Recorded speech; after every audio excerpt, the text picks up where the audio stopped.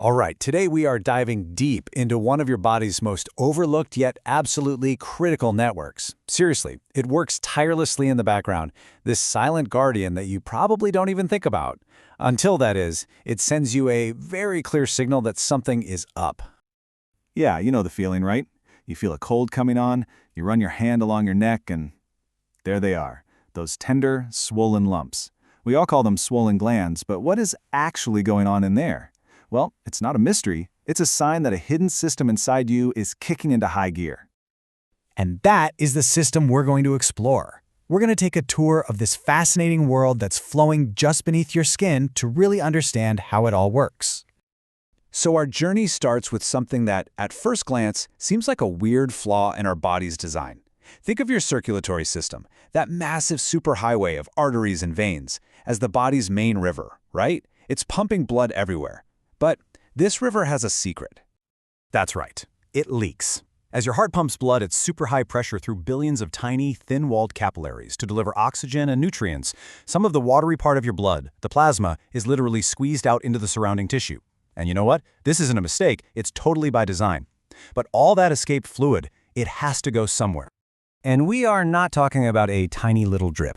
Every single day, somewhere between 3 and 4 liters of this fluid seeps out into your tissues. I mean, that's a huge amount. If your body didn't have a way to deal with that, you'd swell up like a balloon. So what exactly is this fluid, and where in the world does it go? Well, this fluid is called lymph, and it's really the main character in our story today. It starts out as mostly water, looking a lot like blood plasma. But as it's bathing all your tissues, it turns into this crucial transport vehicle. It starts picking up proteins, fats from your lunch, and, this is the important part, wandering immune cells called lymphocytes. This stuff is precious, and the lymphatic system is built to manage it all. So the body has this entire, separate network just to collect all this escaped fluid. But its job is so much bigger than just simple plumbing. As it recycles the fluid, it takes the opportunity to do something else, something absolutely vital for keeping you safe. And here they are, the system's 2 main jobs. First, you've got fluid recycling. It has to get all that lymph back into the blood so your fluid levels stay perfectly balanced. But second, and this is the genius part, is immune surveillance.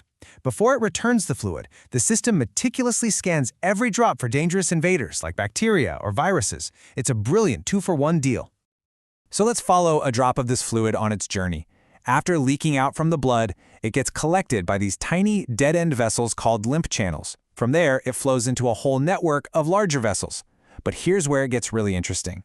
Before that fluid is allowed back into the bloodstream, it's forced to pass through a whole series of security checkpoints. And these are called lymph nodes.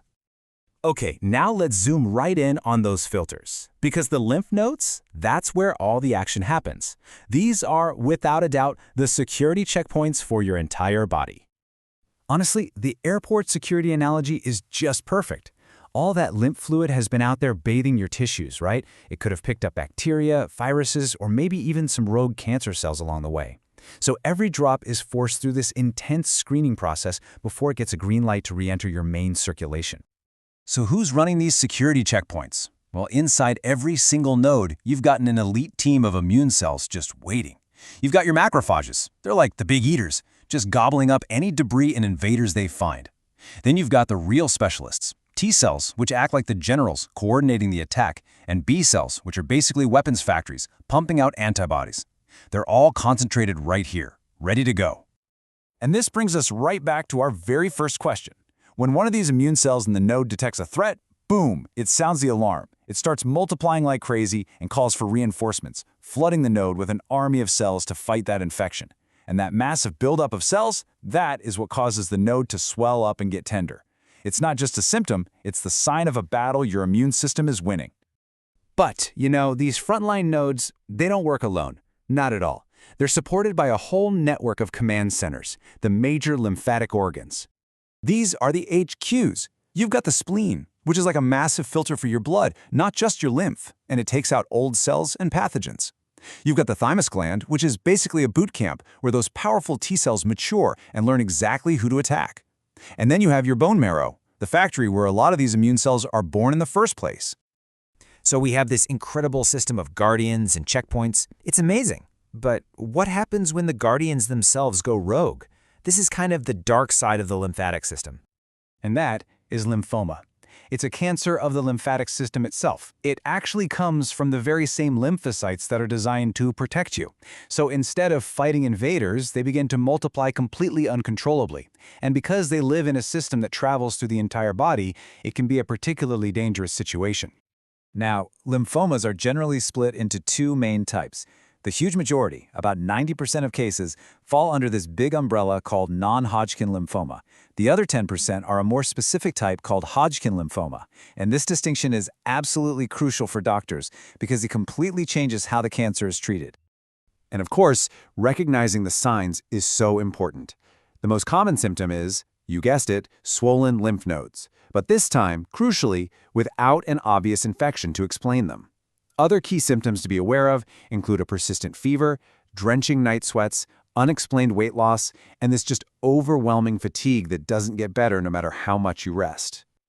So, from its simple job in balancing fluids to its critical role as an immune battle station, and even its potential to turn against us, the lymphatic system is a truly remarkable, complex, and vital part of our biology.